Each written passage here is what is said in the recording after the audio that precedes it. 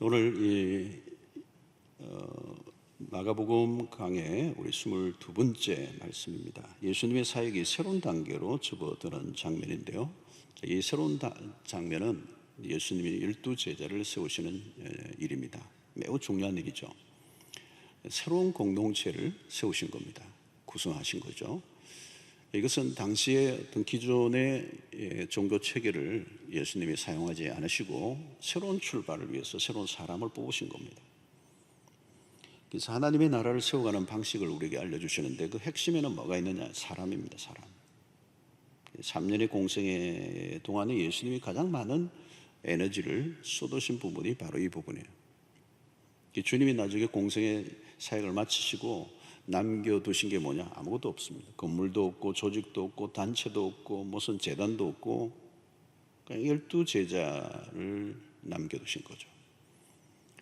이 12제자를 세우신 것에는 중요한 원리와 철학이 담겨 있습니다. 그냥 한 게 아니고 매우 중요한 철학이 담겨 있습니다.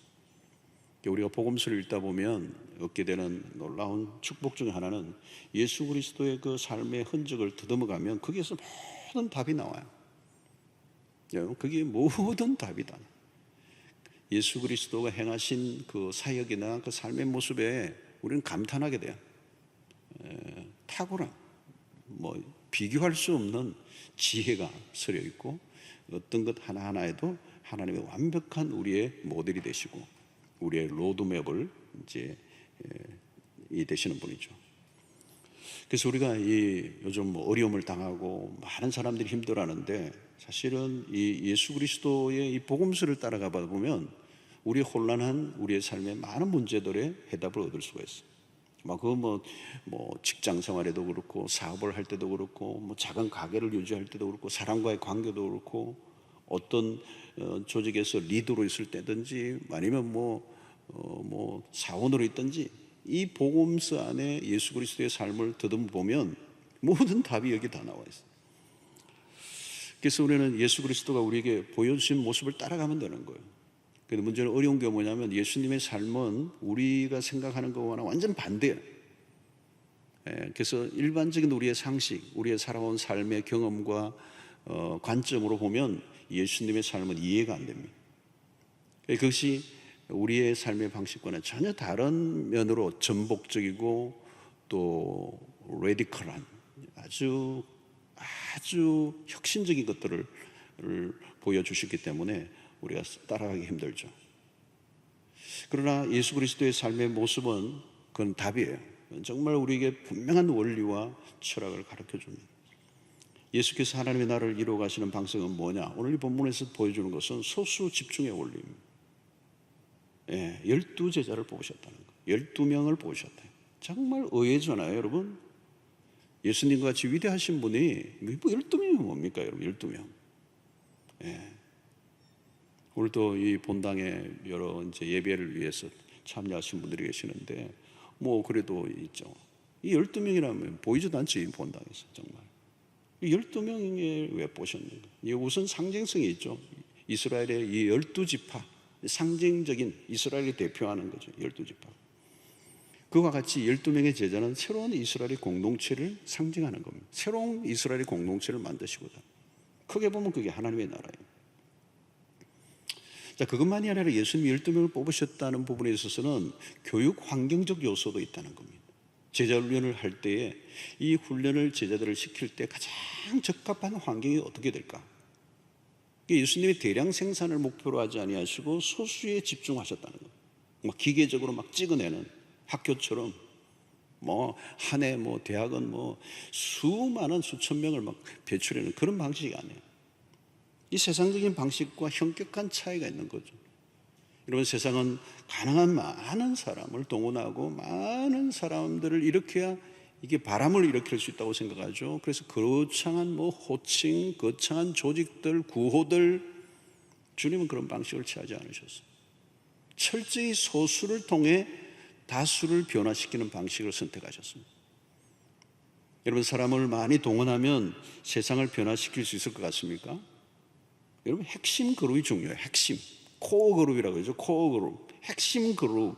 그 핵심의 그룹이 변화가 없으면요, 아무리 많이 모인들 다 해프닝이에요. 규모가 클수록 우리는 성공이라는 등식을 갖고 있는 건 해석적인 것입니다. 만약 교인 수가 많기 때문에 세상에 더 많은 영향을 끼칠 수 있다고 생각한다면 위험한 생각이에요. 요즘 코로나로 인해서 감염원으로 교회가 세상의 뉴스에 자주 오르내리면서 교회가 세상의 질타를 막 받는데요. 굉장히 드세요, 지금. 요즘 얼마나 많은 얘기가 있습니까? 이때 가끔 교계 내에서도 일방적으로 당하기만 하지 말고 우리가 무엇인가 소리를 내고 기독교 1000만이 1000만인지 아닌지는 잘 몰라요. 1000만 아닐 거예요. 근데 우리는 부풀이죠. 그래서 1000만 기독교가 힘을 합치면 아무도 기독교를 무시할 수 없도록 할 수 있다. 이런 얘기를 하기도 해요. 답답하니까 그런 말도 할 수 있지만 위험한 발상입니다. 왜 위험한가? 주님이 가지신 방식과 다르기 때문에. 주님은 숫자를 많이 동원하여 혁명을 일으키는 방식을 선택하지 않으셨어요. 그런 방식은 또 다른 힘의 저항을 받습니다. 그럼 투쟁이 벌어지는 거예요. 주님은 투쟁의 방식이 아니라 당신을 핍박하고 죽이려 드는 자들에게 저항하지 않고 묵묵히 십자가의 길을 선택하셨어요. 여러분, 제자는 누구입니까? 스승을 따라가요. 스승의 길, 그 주님의 길을 따라가요. 예수님과 같이 탁월하신 분이 그토록 많은 무리들이 환호하며 추종하고 있는 상황에서 어떻게 12명만을 제자로 부르시고 그들과 함께 시간을 보내셨는가? 어떻게 보면 무능해 보이고 어떻게 보면 직무유기처럼 보입니다. 12명을 데리고 뭘 하시겠다는 거예요? 너무 한가한 생각을 하고 있는 건 아닌가? 할 일도 많고 상황도 위급한데 12명? 정말 아이들 용어로 얘기하면 폼이 안 나는 거예요. 생산성이나 효율성을 따진다면 전혀 주님의 이 방식은 12명의 제자는 아니에요. 세상은 빠른 방법, 효과, 금방 효과 나는 것을 하고 싶어 하죠. 그래서 무슨 말을 많이 하죠? 한방, 대박, 이런 단어를 많이 쓰죠. 주님의 방식은 겉으로는 매우 원시적으로 보입니다. 그러나 주님은 길게 보시죠.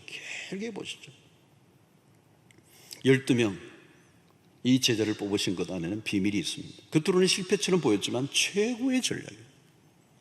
주님은 12명을 통해 이루어질 거대한 하나님의 나라를 보셨어요. 여러분, 하늘의 밀알이 썩어 나무가 되고 열매가 맺히는 것을 보는 거예요. 그냥 씨앗이 하나만 있는 게 아니고 그 씨앗 안에 있는 생명, 그 생명의 파워, 그걸 보시는 거죠. 이사야 예언에서 그것을 발견할 수가 있습니다. 이사야 60장 22절에 보니까 그 작은 자가 1000명을 이루겠고 그 약한 자가 강국을 이룰 것이라. 때가 되면 나 여호와가 속히 이루리라. 그 작은 자가 1000명을 이룬다. 그 작은 자만을 보는 게 아니고 그 작은 자 안에 1000명을 보는 거예요. 1000명. 아무도 무시할 수 없는 약한 자이지만 바벨론이 넘볼 수 없는, 여러분, 숫자가 많다고 다 되는 거 아니에요. 한 사람이 누군가 하는 거죠. 여러분, 직장도 보시면 직원이 많다고 일이 됩니까? 아니에요, 여러분. 진짜 헌신도를 갖고 있는 한 사람, 100명목, 1000명목을 감당해요.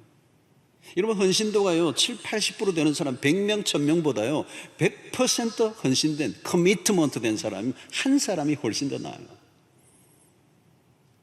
예수에게 완전히 미친 사람 한 사람이면 충분해요. 변화된 소수가 대중을 이끌어가는 거예요. 아놀드 토인비도 그런 얘기했죠. 여러분. 창조적 소수라고 얘기했잖아요. 긴 싸움이죠. 여러분, 조직이나 시스템은 얼마든지 바꿀 수 있습니다. 이름도 바꿀 수 있고. 그러나 그런 싸움이 아니에요. 사람이 변해야 된다는 거예요. 진정한 변화가 일어난 한 사람. 그러니까 여러분, 사도행전 2장에 보면 금방 나타나잖아요. 오순절의 성령 사건 이후에 베드로가 입을 여니까 사람들이 회개하고 죽기로 돌아오는데 하루에 3000명, 5000명. 그 당시 제도권의 거대한 그 기독교를 흔들어 버리잖아요. 한 사람의 변화가 예루살렘 전체에 큰 충격을 줍니다. 사도행전 9장을 가면 누가 나옵니까? 바울이에요. 바울 한 사람의 변화가 어마어마한 일이라 파장을 일으키잖아요. 문명을 바꾸고, 유럽의 문명을 바꾸고. 세계 선교의 물꼬를 트는 엄청난 일이나 한 사람이 변하니까. 여러분 교회 안에서도 여러분 좀 구분을 좀 하면 우리의 사람이 판단할 수는 없어요. 그런데 이제 우리가 구분을 하면은 교인과 신자가 있어요. 교인이 있고 신자가 있다고요. 신자는 누구예요? 믿음으로 구원받은 자로 보는 거예요. 교인은 넓은 의미에서 교회를 출석하는 사람, 교회를 출석하면 누구나 교인은 될 수가 있어요.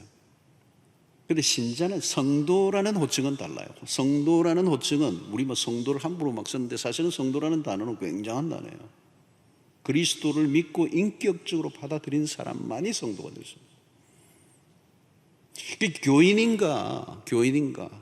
성도는 교인이 될 수 있죠.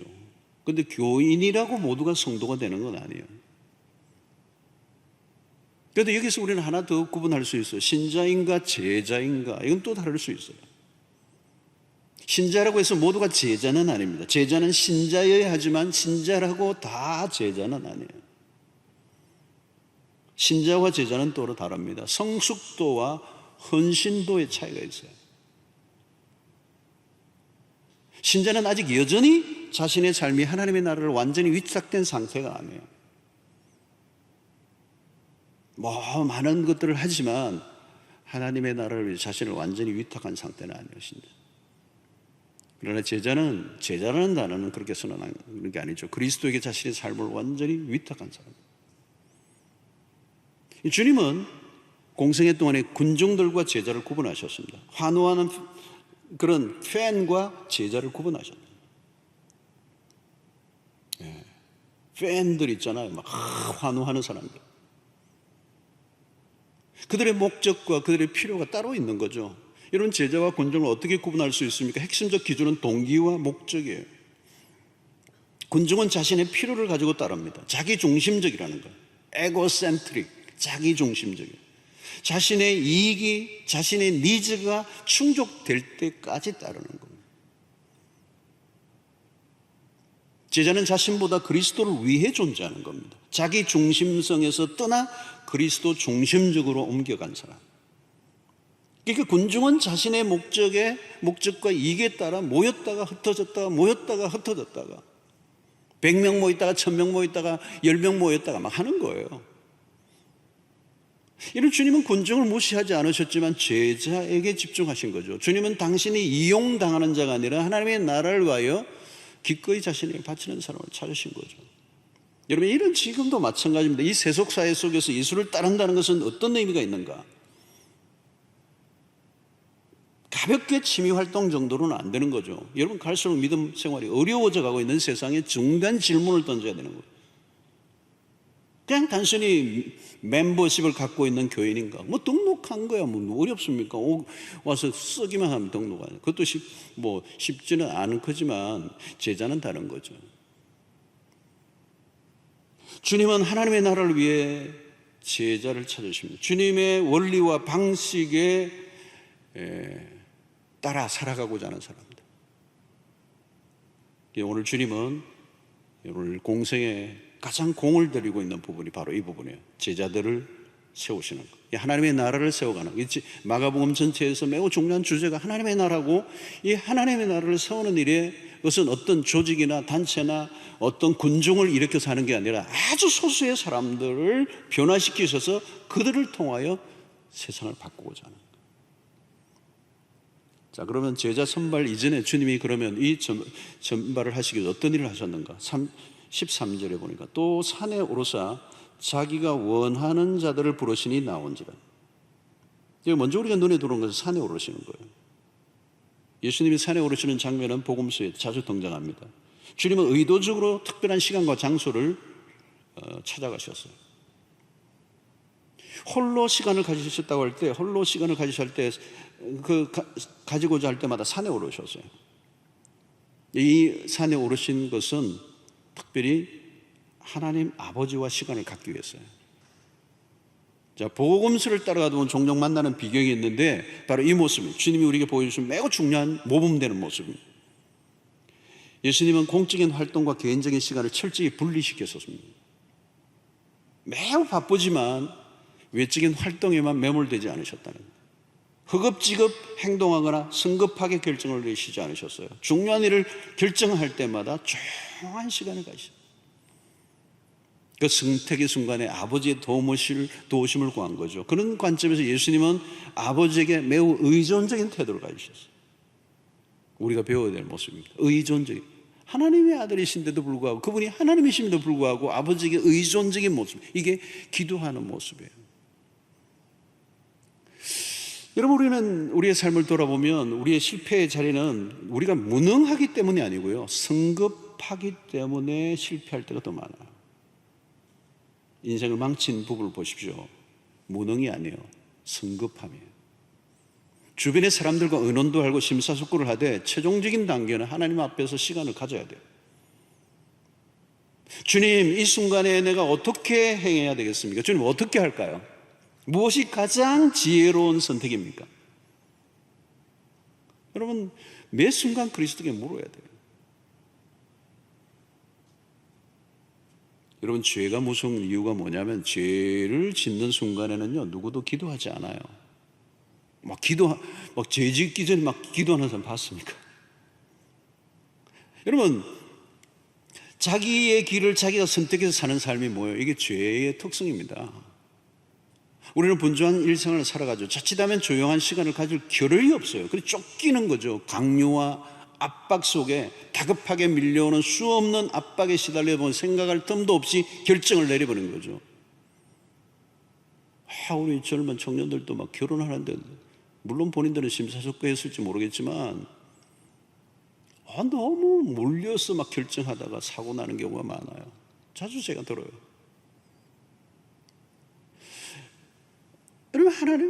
여러분 주님 보시면 스케줄이 살인적입니다. 몰려드는 사역과 사람들, 여러분 생각해 보시죠. 병자가 낫고 귀신이 쫓김을 받고 하니까 얼마나 몰려들어요.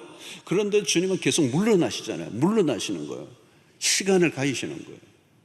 오늘 누가복음을 보면 더 디테일하게 얘기합니다. 마가가 얘기하지 않은 부분을 누가가 얘기해요.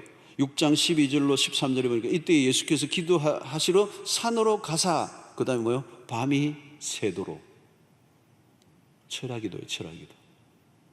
밤이 새도록 하나님께 기도하시고 밝음에 그 제자들을 부르사 그 중에서 12를 택하여 사도라 칭하셨습니다. 밤이 새도록. 한 가지 기도 제목이에요. 뭘까요, 여러분? 제자 선택이에요. 제자를 기도하시고 밤새 기도하시고 제자를 선택하신 거거든요.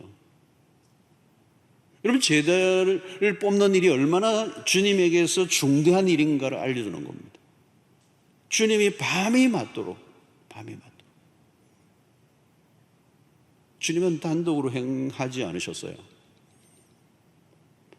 자, 그렇다면 여러분, 하나님의 아들로서 밤을 새워 기도하셨다면 우리는 어떻게 해야 될까요? 말할 것도 없죠.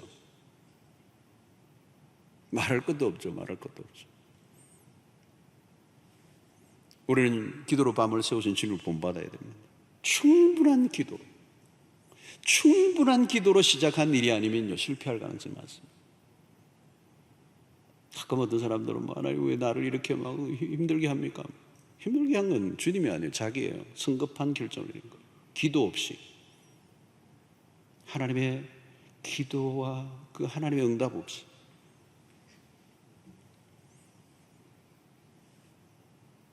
사랑하는 성도로 이걸 배워보셔야 돼요. 그렇죠? 자, 주님은 그 다음에 13절을 다시 보십시다. 또 산에 오르사 자기가 원하는 자들을 부르시리 나온지라. 이게 굉장히 중요한 대목이에요. 제자를 선택하는 결정권은 주님이 갖고 계십니다. 우리 교회에서는 신청서 받고 하지만 그건 주님의 방식은 아니에요, 사실은. 우리 목사님들도 이제 딱 선발을 해야 돼요, 사실은. 기도하는 가운데. 그냥 막 본인이 하겠다 해가지고 되는 게 아니고 선발을 하는 거예요. 큰 무리가 따라다녔지만 그들을 모두 나를 따르라고 하지 않았어. 12명만 뽑으신 거예요.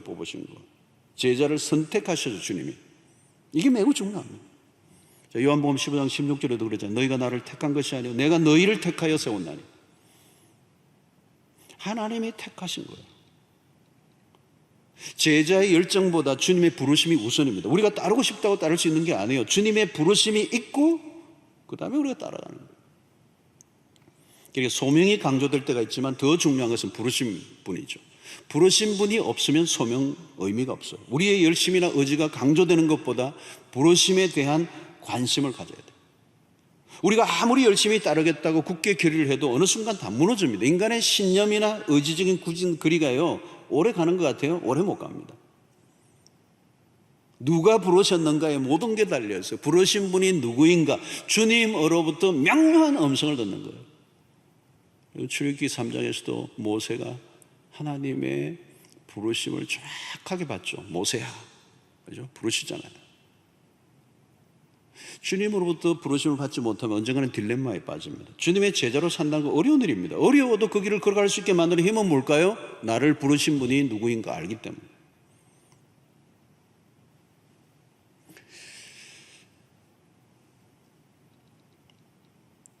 자, 오늘 그리스도를 따르는 일은 제자가 된다는 것은 위험한 일이죠.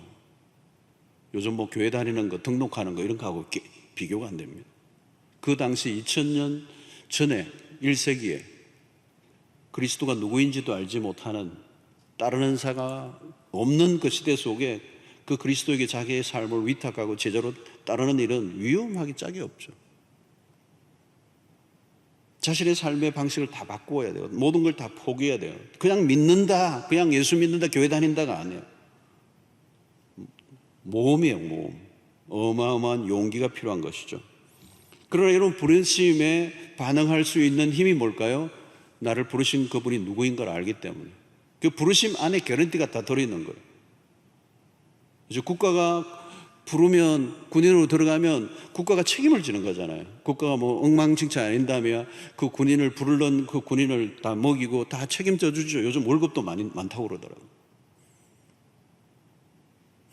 예수 그리스도가 부르셨다면, 그분이 누구인가를 안다면 그분이 책임을 지는 거예요. 그래서 여러분, 제자도를 보십시오. 제자들은 정말 실패하고 연약하고 도망가고 배반하고, 근데 나중에 예수님이 어때요?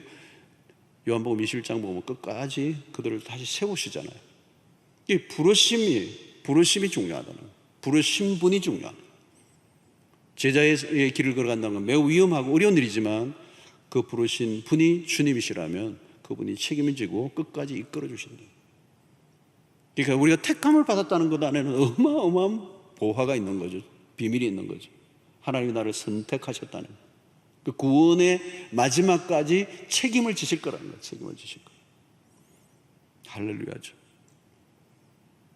자, 그런데 오늘 이 본문에서 마지막 우리가 다루어야 할 것은 제자도의 핵심이 나와요.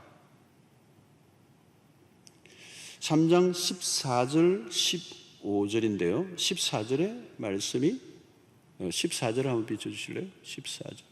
14절.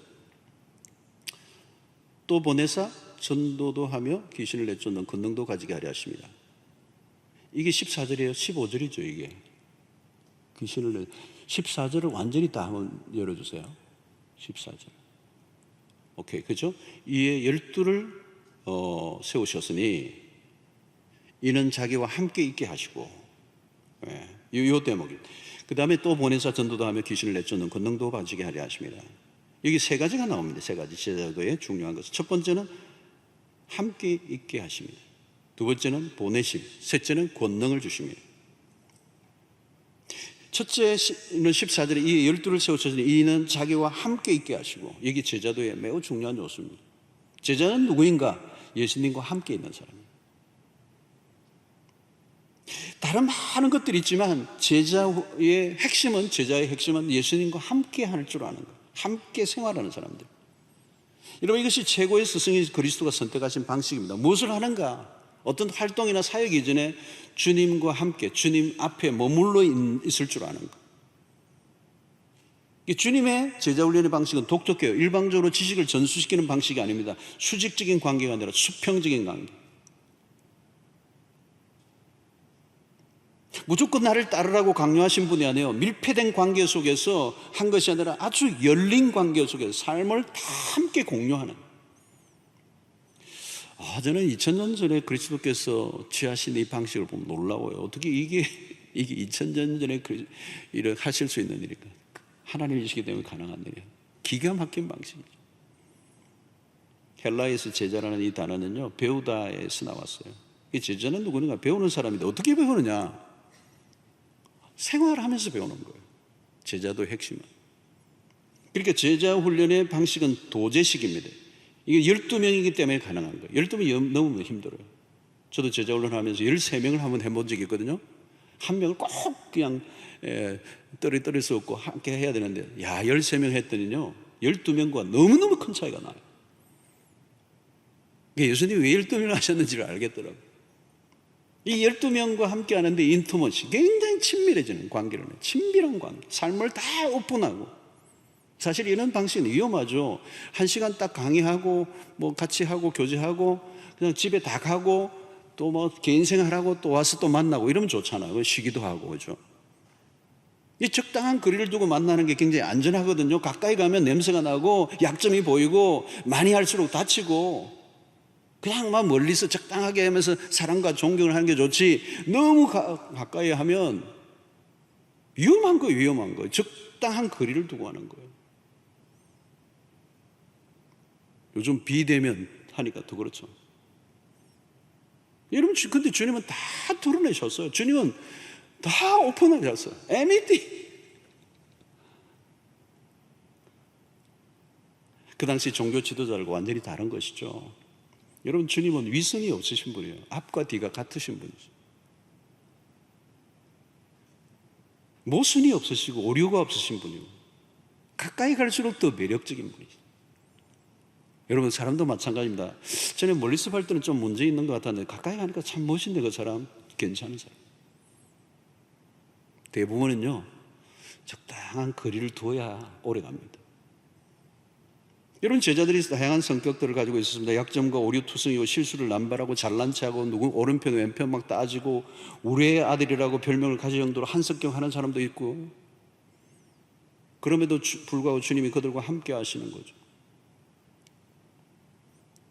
그 유명한 어떤 작가가 책을 썼는데 그 책에는 그 예수님이 갈릴리의 바닷가에서 제자들과 함께 그 모래로 그냥 장난치는 것을 상상하면서 막 글을 써놨어요. 막 베드로가 막 이런 모래 덩어리를 뭉쳐가지고 막 누구의 다른 제자에게 던졌는데 잘못 맞아 예수님 얼굴에 맞고 막 이런 거. 그 당시 격식과 모든 걸 갖추고 있는 근엄한, 그러나 그 안에는 내면에는 많은 것을 숨기고 있는, 포장되어 있는 그 시대의 바리새인들과 예수님의 모습은 전혀 다른 거죠. 바리새인들, 그 당시 종교제자들은 말과 행실의 부조화가 너무 심했던 거죠. 함께하는 순간 그 윗선이 다 드러나 버리는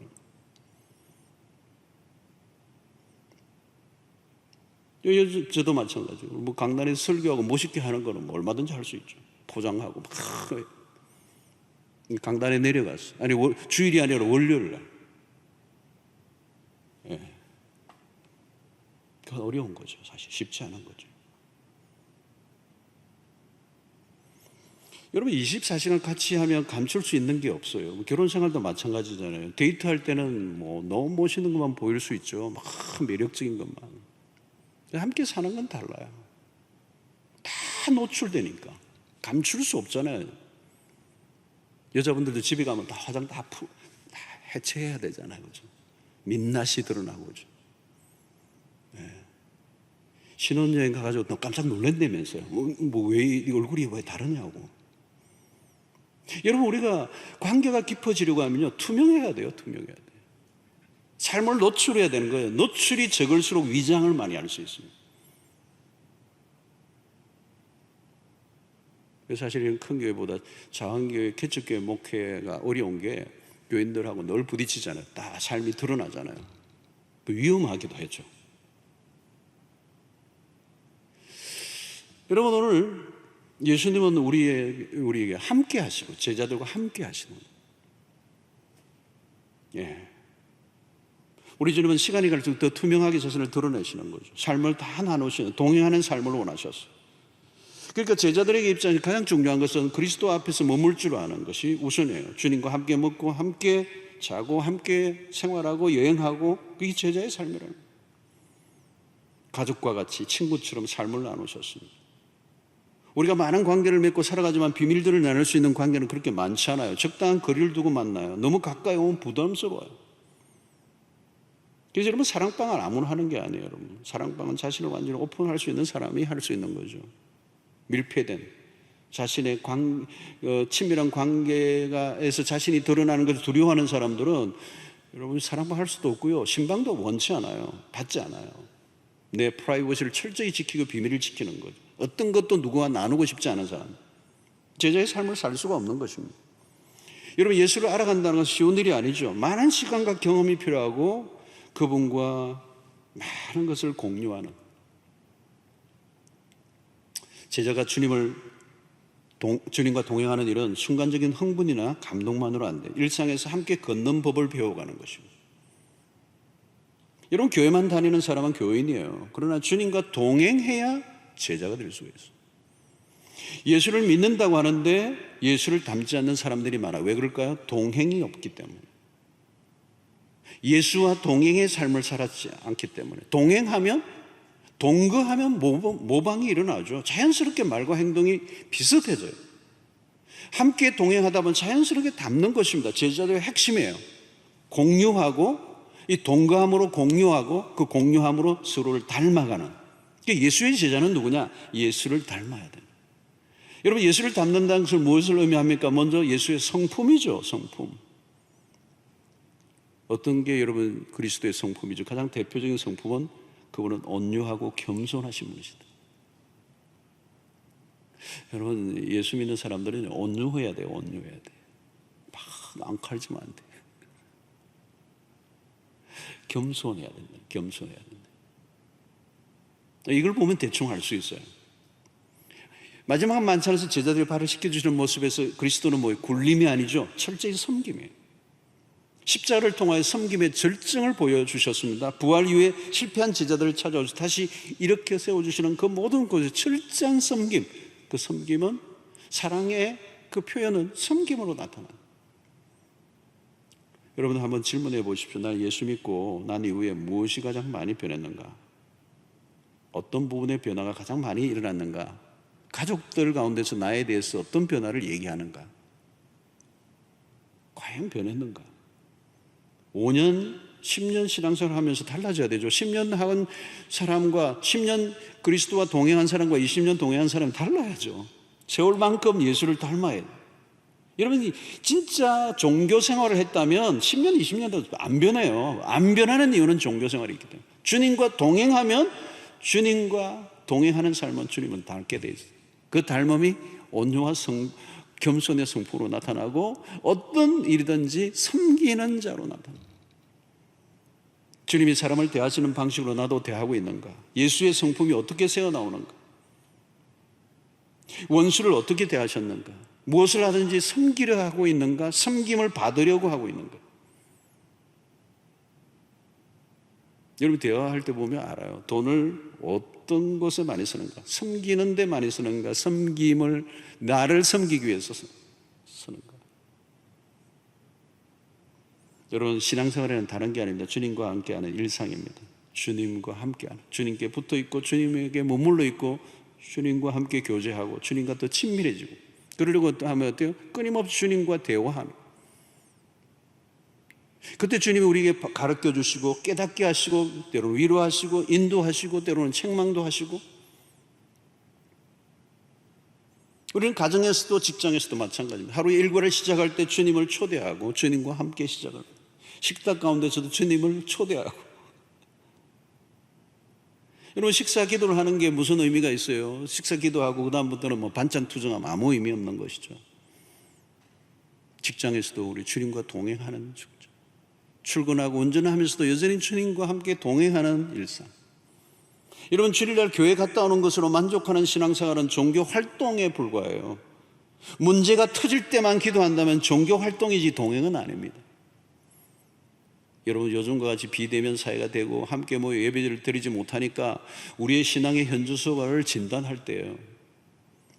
나는 지금 비록 비대면으로 가정에서 예배를 드리지만 우리의 일상 속에서 언제나 주님과 대면하는 그런 동행의 삶을 살아왔다면 큰 문제 안 돼요, 여러분. 종교 생활을 한 분은 주일날 이 한 번 공식적인 예배의 모든 걸 다 걸었기 때문에 그거 외에는 없으니까 여기에 생명을 걸어야 되지만, 우리 일상 속에서 주님과 늘 동행의 삶을 살아왔던 사람은요, 여러분, 내가 있던 어디에서 거기에서 예배를 드려도 큰 문제 없어요. 여러분, 우리의 신앙은 주일 예배가 끝난 이후에요. 끝난 이후에 그때부터 내 신앙의 진면목이 나오는 거예요. 종교인인지 신앙인인지 제자인지 교인인지. 많은 그리스도인들이 교회를 하나의 도피처로 생각해요. 새벽기도 다니고 주일 잘 지키고 헌금생활 잘하고 종종 바자회를 통하여 구제활동에 참여하는 것이 신앙생활의 전부인 줄로 아는데, 그게 아니고, 그것도 해야 되지만 우리의 삶과 모든 신앙이 어떤 것도 분리되어 있지 않다. 제자 훈련이라는 게 따로 있는 게 아니죠. 삶의 전 영역이죠. 크고 작은 모든 결정의 순간에서부터 시작해서 우리의 모든 것이 하나님의 그 주권과 통치하에 있는. 성도 여러분, 지금 우리는 어느 때보다도 세속화된 강력한 세속화 시대를 우리가 살고 있어요. 후기 현대, 이 포스트 모던, 후기 기독교 시대. 탈종교가 가속화되고 기독교를 포함한 모든 전통 종교들까지 이게 부정되고 있어요. 지금. 인간의 이성과 과학과 이 무신론의 세계가 막 거세진 이 시대. 교회는 바벨론과 같은 이 거대한 문화에 포위되어 있어요. 바벨론 포로로 붙잡혀갔던 다니엘과 그의 친구들과 똑같은 비슷한 환경이 우리에게 지금 펼쳐지고 있어요. 그리스도인들의 입지는 점점 좁아져 가고 있어요. 오늘의 교회, 오늘의 신자는 어디에 놓여 있는가? 우리는 어디로 가고 있는가? 우리의 신앙의 전반을 돌아봐야 될 매우 중요한 시점에 있고, 코로나가 이것을 우리에게 분명하게 보여주고 있습니다. 여러분, 우리가 확인해야 되는 건 뭘까요? 지금 나는 누구를 따르고 있느냐. 다니엘서를 통해서 우리가 봤던 거잖아요. 완전히 세속사회 한가운데에 다니엘과 다니엘의 세 친구 외에는 하나님을 알지 못하는 그 거대한 문화의 화력 앞에서 하나님의 백성의 정체성을 당당히 지켜내는 거죠. 나는 지금 누구를 닮아가고 있는가? 아니면 어디에 영향을 가장 많이 받고 있는가? 세상에 벌어지는 일들이 지금 다양하고 별일이 다 일어나서 있지만 세상에 벌어지는 일들을 두려워할 거 하나도 없어.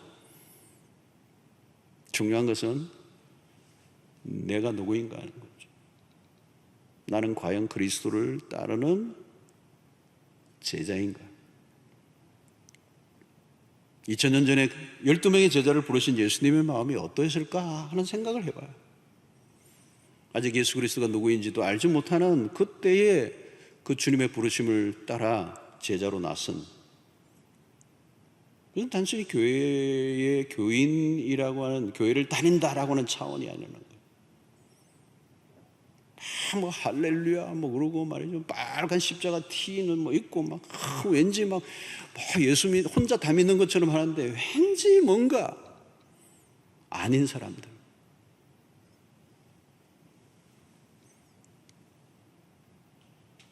나는 과연 예수를 쫓는 자인가? 그렇다면 나는 예수를 닮은 자인가? 내가 하고 싶은 말과 행위를 위해 정당화하기 위해서 예수를 이용하는 사람이 아니고 진정한 예수의 길을 따르는 참된 제자를 주님이 찾고 계세요. 주님이 너네 교회 교인 몇 명이냐 묻지 않으세요. 그죠? 부산에 어느 교회가 가장 큰 교회냐? 주님이 그걸 물으실까요? 전혀 관심 없는 주제예요. 한국의 10대 교회가 어느 교회냐? 주님이 전혀 관심 없는 주제예요. 교회 사이즈가 얼마나 되냐? 그거 주님은 관심이 없어요. 주님은 별로 관심이 없어요. 여러분, 교인들에게도 마찬가지예요. 교회 몇 년 다녔느냐? 직분이 뭐냐? 물으실까요? 주님 관심 없어요. 주님의 관심은 너가 내 제자이냐는 거예요. 제자냐는 거예요. 제자인가? 제자의 길을 걷고 있는가?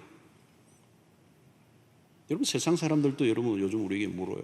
당신 교회 다니는 사람이냐, 그냥 교회 출석하는 교인이냐, 아니면 진짜 예수쟁이냐?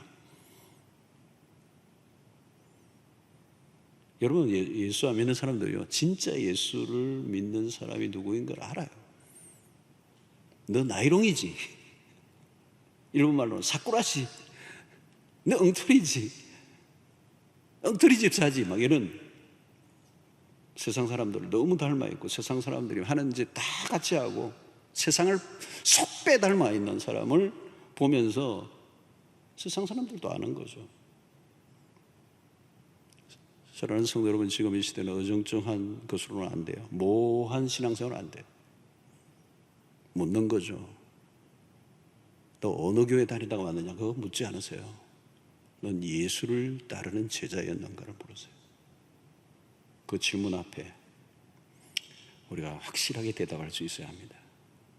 코로나 이후 또 다른 우리는 시대를 맞게 될 거예요. 형식적이고 거칠어지고 껍데기 신앙, 그냥 모양만, 무늬만, 노미널 크리스찬이라고 그러죠.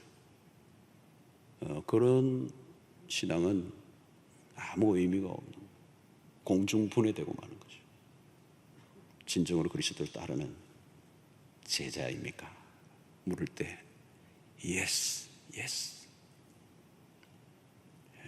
그리스도를 위해서 내 삶을 전적으로 위탁하고 그리스도가 걸으셨던 그 길을 따라가고자 하는, 그래서 우리의 삶에 그리스도의 성품이 뿜어져 나오는, 이중적이지 않는, 갈수록 더 매력적이고 향기가 나고 거룩한 영향력을 드러내고 가는 곳곳마다 빛과 소금으로 세상 속에 당당히 하나님 백성의 정체성을 드러낼 수 있는 여러분들 되시기를 바랍니다. 이제 두 표로 나눠지는 거죠. 마지막 시대 두 표로 나눠지는, 정확하게 예수를 믿는 그리스도를 따르는 제자와 그냥 형식적인 그런 노미널 크리스천, 익명성의 그리스도인들, 정확하게 나누죠. 여러분들은 어느 쪽에 속해 있는지를 진단하시고 이 코로나 시대에 우리의 신앙을 더욱더 분명하게 드러내고 예수를 따르는 팔로워가 되는, 단순히 팬이 아니고 팔로워가 되는 디사이플이 되는 은혜가 있게 되기를 바랍니다. 하나님 아버지, 오늘도 우리에게 주신 말씀이 우리의 도전이 됩니다. 그냥 교회 문화와 또 이런 활동에 익숙한 그 멤버가 아니고 진정으로 그리스도를 따르는 제자 되게 해주시기를 원하옵고, 우리 주님과 함께 일상의 모든 일들 속에 동행의 삶을 살아가게 하여 주시옵소서. 그래서 우리 예수 닮은 제자로, 예수의 작은 예수로 이 세상 속에 하나님의 나라를 이루는 일에 아름답게 기여하고 삶을 바치는 하나님의 백성들이 다 되도록 인도하여 주시옵소서. 예수님의 이름으로 기도하옵나이다. 아멘.